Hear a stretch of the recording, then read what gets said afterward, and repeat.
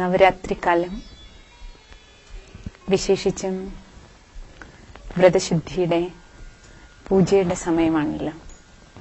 നവരാത്രി എന്ന് പറയുമ്പോൾ തന്നെ മഹത്വം വിശേഷിച്ചും കന്യാപൂജയ്ക്കാണ്. കന്യകമാരുടെ പൂജ ഭാരതത്തിലെ വിശേഷപ്പെട്ട ഒരു കാര്യമാണ്. എന്തുകൊണ്ട് കന്യകമാർക്ക് പൂജ ലഭിക്കുന്നു? കന്യകാർത്ഥം പരിശുദ്ധ, പവിത്രമായിട്ടുള്ള പ്യൂരിറ്റി. അപ്പൊ ആ പ്യൂരിറ്റിക്ക് അഥവാ പവിത്രതയ്ക്കാണ് പൂജ കൊടുക്കുന്നത്. ശക്തികള് അഥവാ ദേവിമാര്, ആ പവിത്ര ദേവിമാരുടെ അഥവാ പവിത്രമായിട്ടുള്ള കന്യകമാരുടെ ആ ജീവിതത്തിലെ പ്യൂരിറ്റിക്കാണ് യഥാർത്ഥത്തിൽ നമ്മൾ പൂജ കൊടുക്കണേ. എവിടെ പ്യൂരിറ്റി ഉണ്ടോ അവിടെ പൂജ കിട്ടണം. എപ്പോ പവിത്രത നമ്മുടെ ജീവിതത്തിൽ നഷ്ടപ്പെടുന്നു, ജീവിതം ഇംപ്യൂർ ആകാൻ തുടങ്ങുന്നു, അപവിത്രമായിട്ട് മാറാൻ തുടങ്ങുന്നു, അപവിത്രത ഉണ്ടാകുന്നതോട് കൂടിയിട്ടാണ് ആ അപവിത്രത അഥവാ അശുദ്ധി അത് നമ്മളുടെ ആ പൂജനീയ യോഗ്യതയെ, മഹിമയെ ഇല്ലാണ്ടാക്കുകയാണ്. അപ്പം മുതലാണ് ജീവിതത്തിൽ നമുക്ക് പൂജയ്ക്കുള്ള ആ യോഗ്യത നഷ്ടപ്പെടുന്നത്. പൂജ്യരായിരുന്നവര് ശരിക്കും താഴേക്ക് ജീവിതത്തില് അധപ്പതിച്ച് പൂജാരി സ്റ്റേജിലേക്ക് നമ്മൾ മാറുന്ന ആ ഒരു മാറ്റം ജീവിതത്തിൽ ഉണ്ടാകുന്നത് പ്യൂരിറ്റി നഷ്ടപ്പെട്ട്, പരിശുദ്ധി നഷ്ടപ്പെട്ട് അപവിത്ര ജീവിതത്തിലേക്ക് നമ്മൾ വരുമ്പോഴാണ്. നവരാത്രി നമ്മളെ ഓർമ്മിപ്പിക്കുന്നത് വ്രതശുദ്ധിയുടെ മഹത്വമാണ്, പരിശുദ്ധിയുടെ, പ്രത്യേകിച്ചും പ്യൂരിറ്റിയുടെ, പവിത്രതയുടെ മഹത്വം. പ്യൂരിറ്റി എന്ന് പറയുമ്പോൾ, ശുദ്ധി എന്ന് പറയുമ്പോൾ ആദ്യം നമ്മുടെ മനസ്സിന്റെ, വാക്കുകളുടെ, കർമ്മത്തിന്റെ, നമ്മുടെ സംബന്ധ സമ്പർക്കത്തിന്റെ, നമ്മുടെ ശരീരത്തിന്റെ, അതേപോലെ നമ്മുടെ ധനത്തിന്റെ, നമ്മൾ കഴിക്കുന്ന ഭക്ഷണത്തിന്റെ, നമ്മുടെ വസ്ത്രധാരണ രീതി, നമ്മുടെ വീട് പരിസരത്തിന്റെ എല്ലാ തരത്തിലുള്ള സൂക്ഷ്മവും സ്ഥൂലവുമായിട്ടുള്ള ശുദ്ധികൾ ഏറ്റവും പ്രധാനമാണ്. അതുകൊണ്ടാണ് നിങ്ങൾക്കറിയാം, സാധാരണ നമ്മൾ നവരാത്രി കാലം ആകുമ്പോൾ തന്നെ വീടും പരിസരം എല്ലാം ക്ലീൻ ചെയ്ത് വൃത്തിയാക്കി, വീട്ടില് വിശേഷിച്ചും പ്രത്യേകിച്ചും നവരാത്രി സമയത്ത് കൊലു, ബൊമ്മക്കൊലു പ്രത്യേകിച്ചും എല്ലായിടും അറേഞ്ച് ചെയ്യാറുണ്ട്. കൊലുവില് നിങ്ങൾ കണ്ടിട്ടുണ്ടാവും എല്ലാവരും, കൊലു വെക്കുന്ന സമയത്ത് ഓരോ വീടുകളിലും കൊലു അറേഞ്ച് ചെയ്യുകയും അത് കാണാൻ വേണ്ടിയിട്ട് മറ്റുള്ളവരെ ക്ഷണിക്കുകയെല്ലാം ചെയ്യാറുണ്ട്. അപ്പൊ ബൊമ്മക്കൊല്ലു വെക്കുന്ന സമയത്ത് തന്നെ ശ്രദ്ധിക്കുകയാണെങ്കിൽ നമുക്ക് മനസ്സിലാക്കാൻ കഴിയും, സ്റ്റെപ്പായിട്ട് കൊല്ലു അറേഞ്ച് ചെയ്യുന്ന സമയത്ത് അതില് ദേവീദേവന്മാരുടെ ചിത്രങ്ങള് നമുക്ക് കാണാം, അതിന്റെ ബൊമ്മകളെ അറേഞ്ച് ചെയ്യാറുണ്ട്. അതേപോലെ സാധാരണ മനുഷ്യര്, അതേപോലെ അതില് ജീവജാലങ്ങളുടെ ഓരോ സ്റ്റെപ്പില് നമ്മൾ നോക്കിക്കഴിഞ്ഞാല് ജീവിതത്തില് ഹയർ സ്റ്റേജിൽ നിന്ന്, ഉയർന്ന ജീവിത ശൈലിയിൽ നിന്ന് താഴ്ന്ന ജീവിതത്തിലേക്കുള്ള മനുഷ്യന്റെ ആ യാത്രയുടെ എങ്ങനെയാണോ നമ്മൾ പറയുന്ന പരിണാമ പ്രക്രിയ എന്നതുപോലെ തന്നെ ശരിക്കും പറഞ്ഞാൽ ജീവിത യാത്രയിൽ നമ്മൾ എങ്ങനെ ആ ഉയർന്ന സ്റ്റേജിൽ നിന്ന് താഴേക്ക് ഇറങ്ങി വന്നു, അതിന്റെ ചിത്രീകരണം, നമ്മുടെ ജീവിതത്തിന്റെ ജന്മങ്ങളുടെ കഥ പറയണ, അഥവാ നമ്മുടെ ജീവിത യാത്രയില് ആ ഇമ്പ്യൂരിറ്റി നമ്മളിലേക്ക് എങ്ങനെ വന്നു, പ്യൂരിറ്റിയിൽ നമ്മൾ ഇമ്പ്യൂരിറ്റിയിലേക്ക് എങ്ങനെ വന്നു, ഉയർന്ന സ്ഥിതിയിൽ നിന്ന് താഴത്തേക്ക് നമ്മൾ എങ്ങനെ ഇറങ്ങി, പൂജ്യ അവസ്ഥയിൽ നിന്ന് പൂജാരി അവസ്ഥയിലേക്കുള്ള മനുഷ്യന്റെ ജീവിതയാത്രയുടെ ആ ഒരു ചിത്രീകരണമാണ് യഥാർത്ഥത്തില് ബൊമ്മക്കൊല്ലിയിൽ നിന്ന് നമുക്ക് കിട്ടണേ. അപ്പൊ അതിൽ നമ്മൾ എന്താണ് തിരിച്ചറിയേണ്ടത്? മനുഷ്യൻ, നരൻ, നാരായണന് സമാനം, അതായത് മനുഷ്യൻ ദൈവിക ഗുണങ്ങളോട് കൂടിയ ഉയർന്ന ഒരു ജീവിതം നമുക്ക് എല്ലാവർക്കും ഉണ്ടായിരുന്നു. ആ ജീവിതത്തിനുമായിട്ട് കമ്പയർ ചെയ്യുമ്പോഴാണ് ഇന്ന് നമ്മളെല്ലാവരും പറയണേ മനുഷ്യന്റെ ഉള്ളില് എല്ലാം നഷ്ടപ്പെട്ടു പോയി, ആ ദൈവിക ഗുണങ്ങൾ നഷ്ടപ്പെട്ടു, മനുഷ്യൻ അസുരനായിട്ട് മാറി, മൃഗീയ സംസ്കാരം എന്നെല്ലാം സാധാരണ പറയില്ലേ. അപ്പൊ ഇപ്പൊ മൃഗീയ സംസ്കാരത്തിലേക്ക് വന്നു. അർത്ഥം എന്താണ്? ഒരിക്കലും നമ്മളുടെ സംസ്കാരം ദൈവിക സംസ്കാരമായിരുന്നു. സാധാരണ പറയാറില്ലേ മനുഷ്യഗണം, ദേവഗണം, അസുരഗണം എന്നെല്ലാം പറയാറുണ്ട്. അപ്പൊ ദേവഗണത്തിൽ പെട്ടവരായിരുന്നു നമ്മള്. അതായത് നമ്മളില് ദൈവിക ഗുണങ്ങളുണ്ട്, ആസുരീയ സ്വഭാവങ്ങളുണ്ട്, മാനുഷികമായ ചില സ്വഭാവങ്ങൾ ഇപ്പോഴുണ്ട്. അപ്പൊ ഒരിക്കല് മാനവൻ ദൈവഗണത്തില് ദൈവിക ഗുണങ്ങൾ മാത്രമുള്ളവരായിരുന്നു. ആ ദൈവിക ഗുണങ്ങളോട് കൂടിയ ജീവിത കാലഘട്ടത്തെയാണ് ദേവീദേവന്മാരുടെ കാലഘട്ടമായിട്ട് ചിത്രീകരിക്കുന്നത്. അതാണ് ഭാരതത്തില് 33 കോടി ദേവതകളുടെ കാലഘട്ടം പറയണ. 33 കോടി അർത്ഥം എന്താണ്? 33 കോടി. ആ സമയത്തെ പോപ്പുലേഷനാണ്. ആ സമയം യഥാ രാജ, റാണി, പ്രജ എല്ലാവരും തന്നെ, എല്ലാവരിലും ദൈവിക ഗുണങ്ങൾ ഉണ്ടായിരുന്നു. അപ്പൊ ആ ദൈവിക ഗുണങ്ങളോടുകൂടിയ ജീവിതവും മാനവൻ ഈ ഭൂമിയിൽ ജീവിച്ചിട്ടുണ്ട്. ആ സമയത്ത് മാനവനെ നല്ല അറിയപ്പെട്ടിരുന്നേ, മറിച്ച് മാനവനെ ദേവനെന്നറിയപ്പെട്ടു. നരൻ നാരായണനായിരുന്നു, നാരി ശ്രീ ലക്ഷ്മിക്ക് സമാനായിരുന്നു. അപ്പൊ ആ ശ്രീ ലക്ഷ്മി ശ്രീ നാരായണന് സമാനം ദൈവിക ഗുണങ്ങളോടുകൂടി രാജാവും പ്രജയും എല്ലാം തന്നെ ഈ ഭൂമിയില് ദൈവിക ഗുണങ്ങളോടുകൂടി ജീവിച്ചിരുന്ന ഒരു കാലഘട്ടം. ആ കാലഘട്ടത്തിന്റെ ചിത്രീകരണമാണ് കൊലുവിൽ ഏറ്റവും ഉയർന്ന ആ അവസ്ഥയിൽ കാണിക്കുന്നത്. ഏറ്റവും മുകളിലത്തെ തട്ടിൽ നമ്മൾ നോക്കുമ്പോൾ അതാണ് യഥാർത്ഥത്തിൽ ചിത്രീകരിക്കണം. കാരണം ആ സമയത്ത് മനുഷ്യരിൽ മാത്രമായിരുന്നില്ല ദൈവിക ഗുണങ്ങള്, ബാക്കി പ്രകൃതി നമ്മൾ നോക്കിക്കഴിഞ്ഞാലും 5 തത്വങ്ങളും അതിന്റെ സദോ പ്രധാന സ്റ്റേജിലായിരുന്നു. എല്ലാത്തിലും സത്യകതയായിരുന്നു. കാരണം മനുഷ്യാത്മാവാണ് സൃഷ്ടിയിൽ ഏറ്റവും പവർഫുൾ. മാനവനെപ്പോ ആ സദോ പ്രധാന സ്റ്റേജിലേക്ക് പോകുന്നു, ആ സമയത്തുണ്ടാകുന്ന നമ്മുടെ ആ ഉയർന്ന പോസിറ്റീവ് വൈബ്രേഷൻസ് എനർജി നമുക്ക് ചുറ്റും സ്പ്രെഡ് ആകുകയും ആ ഉയർന്ന പോസിറ്റീവ് എനർജി നമുക്ക് ചുറ്റുമുള്ള തത്വങ്ങളെയും ഉയർന്ന അവസ്ഥയിലേക്ക് നിലനിർത്താൻ സഹായിക്കുന്നുണ്ട്. അതുകൊണ്ട് പ്രകൃതിയാകട്ടെ മറ്റു ജീവജാലങ്ങളാകട്ടെ, നമ്മൾ ചിത്രങ്ങളിൽ കണ്ടിട്ടില്ലേ, സ്വർഗത്തിന്റെ ചിത്രത്തില് പശുവും പുലിയും ഒരേ കുളത്തുനിന്ന് വെള്ളം കുടിക്കുന്ന ചിത്രം കാണിക്കാറുണ്ട്. ആ ചിത്രീകരണത്തിന്റെ അർത്ഥം എന്താണ്? പുലിയുണ്ട്, പശുവുണ്ട്, പക്ഷെ പുലിയിലെ ക്രൂരത അഥവാ പശുവിനെ ഉപദ്രവിക്കാനുള്ള ടെൻഡൻസി ഇല്ല എന്നർത്ഥം. ആ ക്രൂരതയില്ല ആരിലും തന്നെ. മൃഗങ്ങളിൽ ആ ക്രൂരത കാണപ്പെടുന്നില്ല. കാരണം മനുഷ്യനിൽ ആ സമയത്ത് ദൈവിക ഗുണങ്ങളേ ഉള്ളൂ. മനുഷ്യരിലും ആ ക്രൂരതയില്ല, അതുകൊണ്ട് മൃഗങ്ങളിലും അത് കാണപ്പെടുന്നില്ല. ആ ശ്രേഷ്ഠ ജീവിതത്തിൽ നിന്ന് നമ്മൾ നോക്കിക്കഴിഞ്ഞാല് കൊലുവില് ആ സ്റ്റെപ്പ് താഴേക്ക് ഇറങ്ങുന്നത് പോലെ എങ്ങനെ സ്റ്റെപ്പ് ബൈ സ്റ്റെപ്പ് കാണിച്ചിരിക്കുന്നു.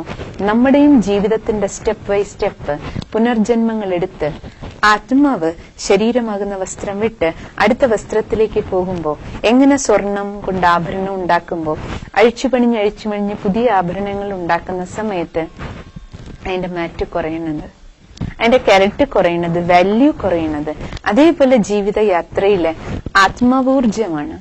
ആ ഊർജം കൊണ്ടുണ്ടാക്കിയ ആഭരണമാണ് നമ്മുടെ ഈ ശരീരം.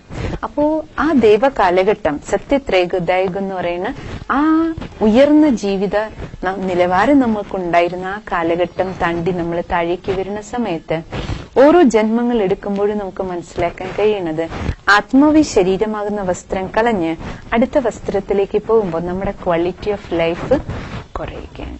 ആത്മാവിന്റെ മൂല്യം കുറഞ്ഞു വരികയാണ്.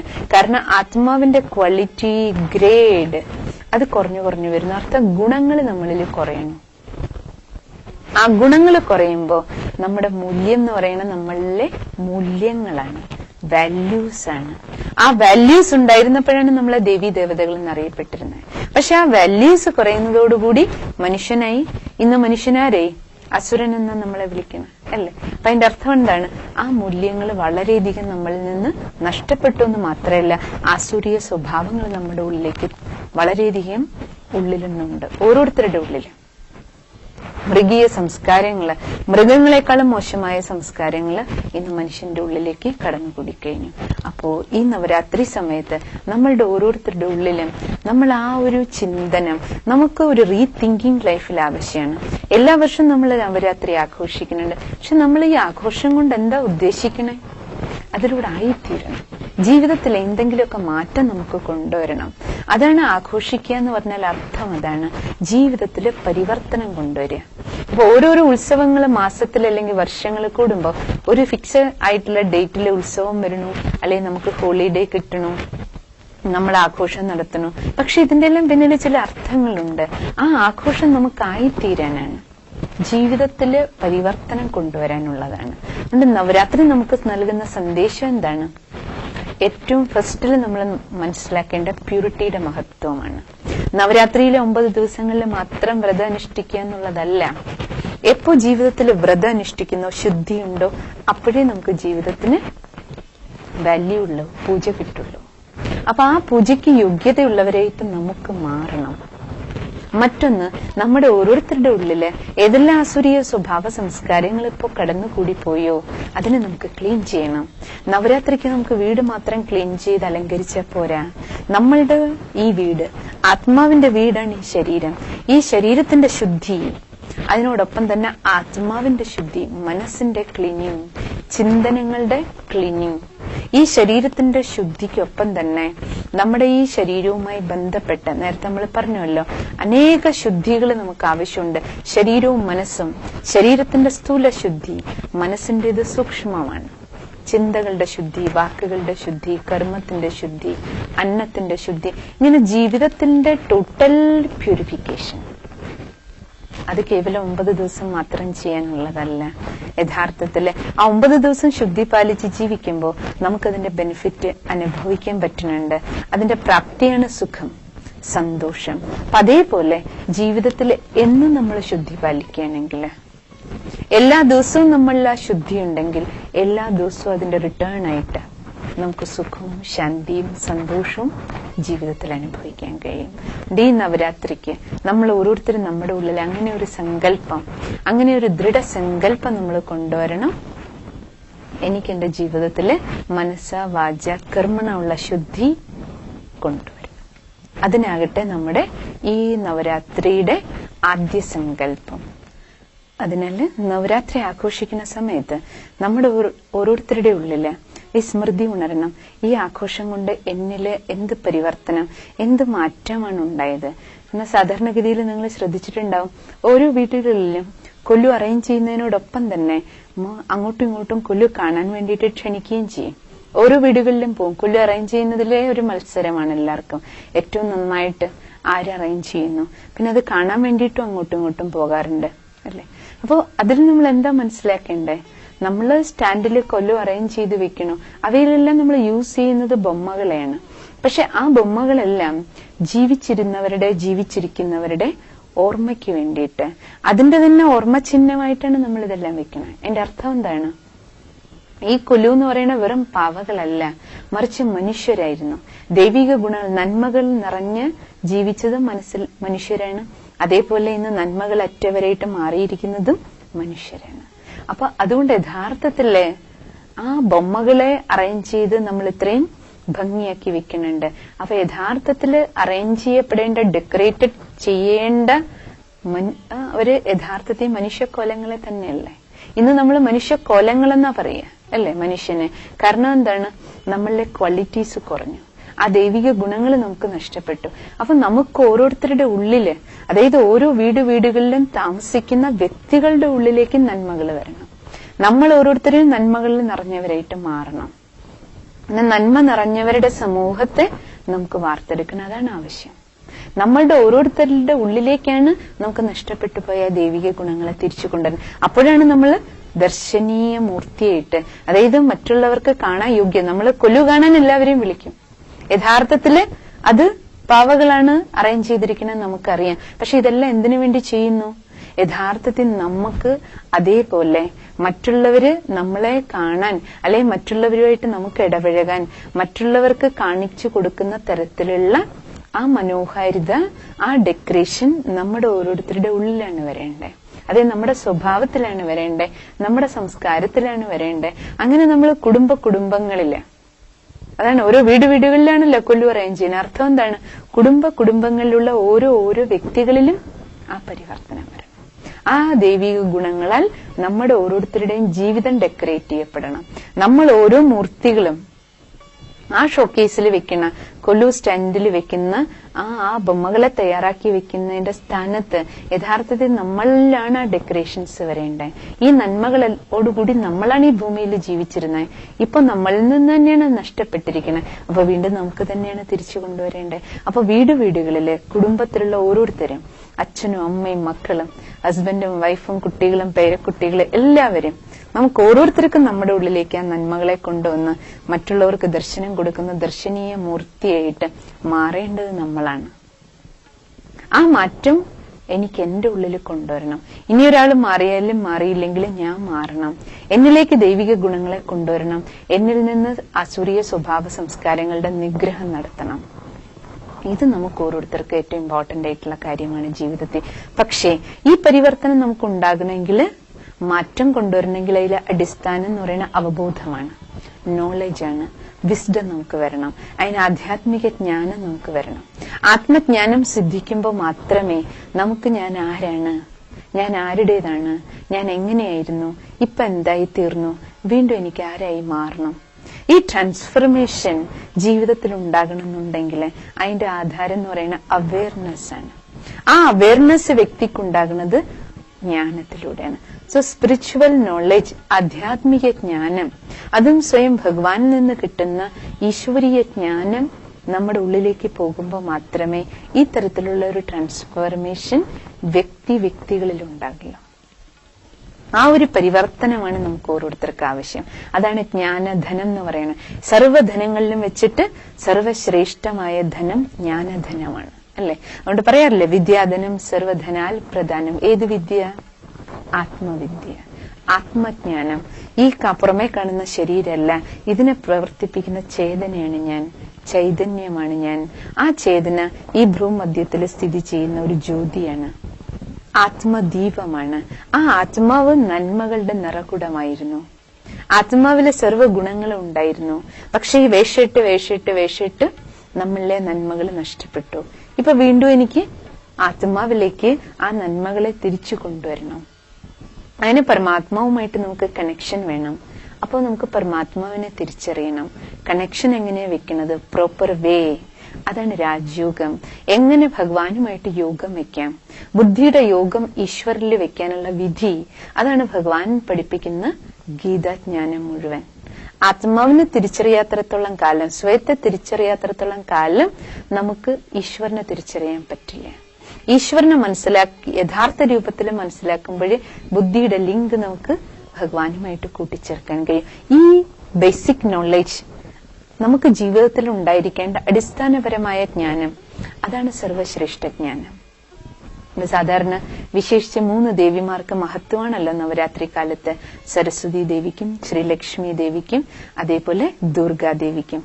സരസ്വതി ദേവി വിദ്യാദേവി എന്ന് അറിയപ്പെടുന്ന വിദ്യാദേവി നമുക്ക് നൽകുന്ന സർവശ്രേഷ്ഠ വിദ്യ എന്താണ്? സ്വയം ഭഗവാൻ നമുക്ക് ഈശ്വരീയ ജ്ഞാനം നൽകിയിട്ട് എപ്പോഴാണ് ആ ജ്ഞാനം നമ്മളിലേക്ക് സ്വീകരിക്കണേ. ചിലപ്പോ നമ്മൾ പറയാറില്ലേ, ഇന്നാളുടെ നാവിൻ തുമ്പിൽ സരസ്വതിയാണ്. അർത്ഥം എന്താണ്? ജ്ഞാനം അനർഗളം പ്രവഹിക്കണം. അതായത് ഭഗവാനിൽ നിന്ന് ഈശ്വരീയ ജ്ഞാനം പ്രാപ്തമാക്കി ജീവിതത്തിലേക്ക് ആ ജ്ഞാനത്തിന്റെ ധാരണ നമ്മുടെ ഓരോരുത്തരുടെയും ജീവിതത്തിൽ വരുമ്പോൾ ആ ജ്ഞാനത്തിലൂടെ ഒരു ശ്രേഷ്ഠ സംസ്കാരം നമ്മൾക്ക് വാർത്തെടുക്കാൻ കഴിയണം. അറിവതിനാണല്ലോ. അറിയുക എന്ന് പറഞ്ഞാൽ എന്താ അർത്ഥം? നമ്മൾ പറയണം എനിക്കെല്ലാം അറിയാം. അറിവ് അർത്ഥം എന്താണ്? എന്തറിഞ്ഞു അതിനനുസരിച്ച് നമ്മൾ ജീവിക്കണം. അതിനെ അറിവെന്ന് പറയുള്ളൂ. അല്ലാതെ ജ്ഞാനി അർത്ഥം എനിക്ക് എല്ലാറ്റിനെ കുറിച്ചുള്ള നോളജ് ഉണ്ട്, അതുകൊണ്ട് നമുക്ക് നമ്മളെ ജ്ഞാനി എന്ന് പറയാൻ പറ്റില്ല. എനിക്കറിയാം. അർത്ഥം എന്താണ്? അറിഞ്ഞതിനെ അക്സെപ്റ്റ് ചെയ്യുക, അക്സെപ്റ്റ് ചെയ്തതിനെ അനുസരിച്ച് നടക്കുക. അതാണ് ജ്ഞാനം. അതാണ് നമുക്ക് ജീവിതത്തിൽ ആവശ്യം. സർവശ്രേഷ്ഠ ഈ ജ്ഞാനം നമ്മുടെ ജീവിതത്തിലേക്ക് പകർത്തണം. അതാണ് യഥാർത്ഥത്തില് സരസ്വതി ദേവിക്ക് ഇത്രയും പൂജ കിട്ടാനുള്ള കാരണം തന്നെ അതാണ്. വിദ്യക്ക് വേണ്ടി നമ്മൾ സരസ്വതി ദേവിയുടെ അടുത്തേക്കല്ലേ പോണേ? കാരണം എന്താണ്? ഭഗവാനിൽ നിന്ന് കിട്ടിയ ജ്ഞാനത്തെ തന്റെ ജീവിതത്തിൽ കൊണ്ടുവന്ന് ജീവിതത്തിലെ നമ്പർ 1 ആയിട്ട് ജ്ഞാനത്തെ ധാരണ ചെയ്യുക. അതാണ് ഏറ്റവും പ്രധാനം. അതിനനുസരിച്ച് ജീവിക്കുക. അതാണ് നമുക്ക് ഓരോരുത്തർക്ക് ആവശ്യം. സ്കൂളിൽ നിന്നും കോളേജിൽ നിന്നും ഒക്കെ നമുക്ക് അറിവ് കിട്ടുന്നുണ്ട്. അതിനെ സർവശ്രേഷ്ഠ ജ്ഞാനം എന്ന് പറയാൻ പറ്റില്ല. സർവശ്രേഷ്ഠ വിദ്യ എന്ന് പറയുന്നത് ആത്മവിദ്യ. എന്തുകൊണ്ടെന്നാൽ സ്കൂളിലും കോളേജിലും എല്ലാം പഠിച്ചിട്ടും നമുക്ക് അവബോധം എത്രത്തോളം ഉണ്ട്? വിസ്ഡം നമ്മുടെ എത്രത്തോളം വർക്ക് ചെയ്യുന്നുണ്ട്? ഇന്ന് നമുക്ക് വിദ്യാഭ്യാസത്തിന് കുറവില്ല. പക്ഷെ ഏറ്റവും കൂടുതൽ വിദ്യാഭ്യാസം നേടിക്കൊണ്ടിരുന്നുകൊണ്ട് തന്നെ ഏറ്റവും കൂടുതൽ തെറ്റുകൾ നമ്മൾ ചെയ്യുന്നുണ്ട്. അപ്പൊ അതിനെ നമുക്ക് വിദ്യ എന്ന് പറയാൻ കഴിയൂ? അത് ഭൗതിക വിദ്യ. പക്ഷെ ആധ്യാത്മിക വിദ്യ വ്യക്തിയിലേക്ക് വരുമ്പോൾ മാത്രമേ ആന്തരികമായിട്ടുള്ള വികാസം, വ്യക്തിത്വത്തിന്റെ ടോട്ടൽ പേഴ്സണാലിറ്റി ഡെവലപ്മെന്റിന്റെ ആധാരം ആധ്യാത്മിക വിദ്യ. അതാണ് പഴയ കാലത്ത് ഗുരുകുല വിദ്യാഭ്യാസത്തിൽ കിട്ടിയത്. അവിടെ കണക്കും സയൻസും മാത്രമായിരുന്നില്ല പഠിച്ചിരുന്നത്, ഒപ്പം തന്നെ വ്യക്തിയുടെ ടോട്ടൽ വ്യക്തിത്വത്തിന്റെ വികാസം നടന്നിരുന്നു. കാരണം ആധ്യാത്മിക വിദ്യയും ഭൗതിക വിദ്യയും ഒപ്പം വേണം. സ്കൂൾ കോളേജ് വിദ്യാഭ്യാസം വേണ്ട എന്നുള്ളതല്ല സിസ്റ്റർ പറയണത്, അത് അത്യന്താപേക്ഷിതമാണ്. പക്ഷേ ഒപ്പം തന്നെ ആധ്യാത്മിക വിദ്യയുടെ അടിത്തറയിൽ നിന്നുകൊണ്ട് ഭൗതിക വിദ്യ ലഭിക്കുമ്പോൾ മാത്രമേ നേടിയ ഭൗതിക വിദ്യയെ സുഖദായിയായിട്ട് ഉപയോഗിക്കാൻ നമുക്ക് കഴിയുകയുള്ളൂ. അതിനോടൊപ്പം ശ്രീലക്ഷ്മി ദേവി ധനത്തിന്റെ ദേവിയാണ്. ധനം അപ്പൊ നമുക്ക് ജീവിതത്തില് പറയാറില്ല എല്ലാവരും ധനത്തിന് വേണ്ടി ശ്രീലക്ഷ്മിയെ. ധനം അർത്ഥം എന്താണ്? സമൃദ്ധി, ഐശ്വര്യം. നമുക്ക് ജീവിതത്തിലേക്ക് ആ സമൃദ്ധി ഉണ്ടാകണം, ഐശ്വര്യം നമ്മുടെ ജീവിതത്തിലേക്ക് വരണം, സുഖവും ശാന്തിയും സന്തോഷവും ജീവിതത്തിലേക്ക് വരണമെങ്കിൽ ശുദ്ധി വേണം. അതുകൊണ്ടാണ് ലക്ഷ്മി ദേവിയെ ആഹ്വാനം ചെയ്യുന്നതിന് മുമ്പ് എല്ലാം വീടും ചുറ്റും പരിസരങ്ങളെല്ലാം ക്ലീൻ ചെയ്ത് എല്ലാ അഴുക്കും കുപ്പയും കൊണ്ടുപോയിട്ട് കത്തിച്ചു കളയാറുണ്ട് അല്ലെ. കാരണം എന്താണ്? ശുദ്ധി എവിടെയുണ്ടോ അവിടെ ശ്രീലക്ഷ്മിയുള്ളൂ. അർത്ഥം എന്താണ്? എവിടെ ശുദ്ധിയുണ്ടോ അവിടെ മാത്രമേ സമൃദ്ധി ഉണ്ടാകുള്ളൂ. കാരണം ശുദ്ധി ഉണ്ടെങ്കിൽ സുഖവും ശാന്തിയും സമ്പത്തും ഓട്ടോമാറ്റിക്കലി വരും. അതാണ് പരിശുദ്ധിയുടെ ഇമ്പോർട്ടൻസ്. പക്ഷേ ഇന്ന് ജീവിതത്തിൽ നമ്മൾ ശുദ്ധി പാലിക്കാൻ തയ്യാറല്ല. ഞാൻ ഇങ്ങനെ കഴിക്കൂ, ഇങ്ങനെ കുടിക്കൂ, ഇങ്ങനെ ചിന്തിക്കൂ, ഇങ്ങനെ പ്രവർത്തിക്കൂ, പക്ഷെ എനിക്ക് സുഖവും ശാന്തിയും സമ്പത്തും വേണം. നടക്കില്ലല്ലോ. നമ്മൾ എന്ത് ചെയ്യുന്നോ അതിനനുസരിച്ചുള്ള റിട്ടേണേ കിട്ടൂ. സുഖവും ശാന്തിയും സമൃദ്ധി ഉണ്ടാകണമെങ്കിൽ നമ്മുടെ വിചാരങ്ങളിലും വ്യവഹാരങ്ങളിലും ആദ്യം പരിശുദ്ധി കടന്നു വരണം. കഴിക്കുന്നതിലും കുടിക്കുന്നതിലും വേണം, വസ്ത്രധാരണത്തിലും വേണം, ഏറ്റവും സഡ് കർമ്മങ്ങളിൽ വേണം. അപ്പോഴേ നമുക്ക് അതിലൂടെ ഐശ്വര്യം ജീവിതത്തിലേക്ക് തിരിച്ചു കൊണ്ടുവരാൻ കഴിയുകയില്ല. ഒപ്പം തന്നെ ദുർഗാദേവിയുടെ വിശേഷ പൂജയെ ചെയ്യണം. ദുർഗയുടെ ശക്തിയുടെ എത്ര പൂജയാണ്. ദുർഗയെ എപ്പോഴും എങ്ങനെയാ കാണിക്കണേ? സർവ ആയുധങ്ങളും ധരിച്ച ആ രീതിയിലാണ് കാണിക്കണത് അല്ലെ. ദുർഗയിൽ നമ്മൾ നോക്കിക്കഴിഞ്ഞാല് അസുരന്മാരെയെല്ലാം ചവിട്ടിപ്പിടിച്ച് അസുര നിഗ്രഹം നടത്തുന്ന ആ രൂപത്തെ നമ്മൾ കാണണം അല്ലെ. ദേവിയുടെ മുഖം എപ്പോഴും നോക്കിക്കഴിഞ്ഞാൽ വളരെ ശീതള രൂപത്തിലെ നമ്മൾ കാണണേ. പക്ഷെ ചുറ്റുപാടിലെ അസുരന്മാരുടെ നിഗ്രഹവും എല്ലാ കൈകളിലെ ആയുധങ്ങൾ കൊണ്ട് ചെയ്യുന്നതായിട്ട് കാണിക്കുക. അതിന്റെ അർത്ഥം എന്താണ്? ദേവി ഒരാളെ വാളെടുത്തിട്ട് മുറിച്ച് കൊന്നു എന്നാണോ? അല്ലെങ്കിൽ ദൃഷ്ടി കൊടുത്തിട്ട് ദേവി ഒരാളെ വധിച്ചു എന്നുള്ളതാണോ? അതിനുപരി അതിന് പിന്നിൽ അർത്ഥമുണ്ട്. ഇപ്പൊ നമുക്കറിയില്ലേ, പേപ്പറിൽ പരസ്യങ്ങളിലും 6, 7, 8 കൈകളെല്ലാം കാണിച്ചിട്ട് ഒരു കയ്യിൽ കുക്കർ ഒരു കയ്യിൽ മിക്സിയൊക്കെ വെച്ചിട്ട് പരസ്യങ്ങൾ കാണിക്കാറുണ്ട്. അതിന്റെ അർത്ഥം ഒരാൾക്ക് 8 കൈ 10 കൈ ഉണ്ടായിരുന്നു എന്നുള്ളതല്ലല്ലോ. ബാക്കി അതിന്റെ അർത്ഥം എന്താണ്? ഈ കൈകളെന്ന് പറയുന്നത് ശക്തികളാണ്, പവേഴ്സ്. ജീവിതത്തില് എത്രത്തോളം ശക്തികൾ നമ്മൾ ഉപയോഗിക്കുന്നോ, നമ്മുടെ ഓരോരുത്തരുടെയും അന്തരാത്മാവിലെ ശക്തികൾ ഉപയോഗിച്ച് നമ്മൾ നമ്മുടെ ഉള്ളിലുള്ള ആസുരീയ സംസ്കാരങ്ങളുടെ സംഹരണം, നിഗ്രഹം നടത്തണം. പക്ഷെ ആ ശക്തി സർവശക്തിവാനിൽ നിന്നാണ് കിട്ടണം. ശിവശക്തികൾ എന്നല്ലേ പറയണേ. അപ്പൊ ഈശ്വരൻ നിന്ന് ശക്തി എടുത്ത് തന്റെ ഉള്ളിലുള്ള ആസുരീയ സ്വഭാവങ്ങളുടെ നിഗ്രഹണം നമുക്ക് ഓരോരുത്തർക്കും നടത്തണം. അതാണ് ദുർഗാദേവിയെ കാണിച്ചിരിക്കുന്നത്. ഇത് നമുക്ക് ഓരോരുത്തർക്കും ചെയ്യേണ്ടതാ. നമ്മൾ മറ്റുള്ളവരുടെ കുറവുകളാണ് സാധാരണ നോക്കാറുള്ളത്. പക്ഷെ നമ്മുടെ ഓരോരുത്തരുടെ ഉള്ളിലും വളരെയധികം ആസുരീയ സ്വഭാവങ്ങളും സംസ്കാരങ്ങളും അടിഞ്ഞുകൂടിയിട്ടുണ്ട്. അപ്പൊ അതുകൊണ്ട് ഈ നവരാത്രിക്കാലം നമുക്ക് ഓരോരുത്തർക്ക് ആ സങ്കല്പം എടുക്കണം. എനിക്ക് സരസ്വതി ദേവിയെ പോലെ ജ്ഞാനസമ്പന്നയായിട്ട് മാറണം. ആധ്യാത്മിക വിദ്യയും ഭൗതിക വിദ്യയും ഒപ്പം കൊണ്ടുപോകണം. ശ്രീ ലക്ഷ്മി ദേവിയെ പോലെ എനിക്ക് സമ്പന്നയാകണം. സമ്പന്നയാകേണ്ടത് നമുക്ക് നമ്മുടെ ഉള്ളിലേക്ക് ശുദ്ധികളെ കൊണ്ടുവന്ന് സുഖവും ശാന്തിയും സന്തോഷവും സ്നേഹവും സർവ്വദൈവിക ഗുണങ്ങള്, ആ ഗുണങ്ങളുടെ സമ്പന്നത നമ്മളിലേക്ക് വരണം. സർവ്വഗുണങ്ങളുടെയും ശേഖരണം നമുക്കുണ്ടാകണം. ഒപ്പം തന്നെ ശ്രീ ദുർഗാദേവിയെ പോലെ നമ്മളുടെ ആന്തരിക ശക്തികളെ ഉപയോഗിച്ച്, നമ്മുടെ മനോബലം ഉപയോഗിച്ച് നമുക്ക് നമ്മുടെ ഉള്ളിൽ തന്നെയുള്ള ആസുരീയ സ്വഭാവങ്ങളുടെ, ദുശീലങ്ങളുടെ, ദുസ്വഭാവങ്ങളുടെ പരിവർത്തനം കൊണ്ടുവരണം. അതാകണം നമ്മുടെ ഈ നവരാത്രി ആഘോഷത്തിന്റെ ലക്ഷ്യം. നിങ്ങൾക്ക് ഏവർക്കും നവരാത്രിയുടെ വിശേഷ സ്നേഹപൂർവമായ ഹൃദയപൂർവമായ ആശംസകൾ. ഓം ശാന്തി.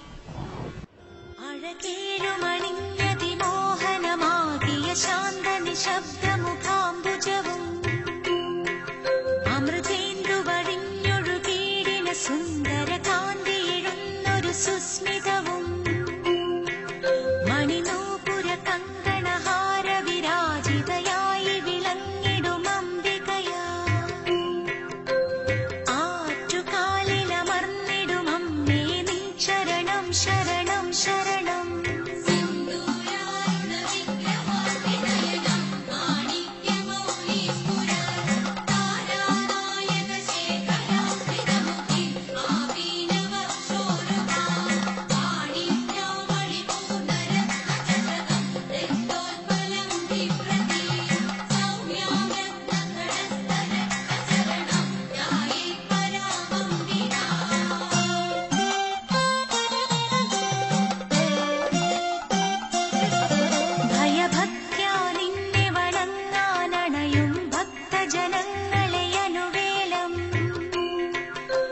ഭവസാഗര ദുഃഖമശേഷമൊഴിച്ചിനി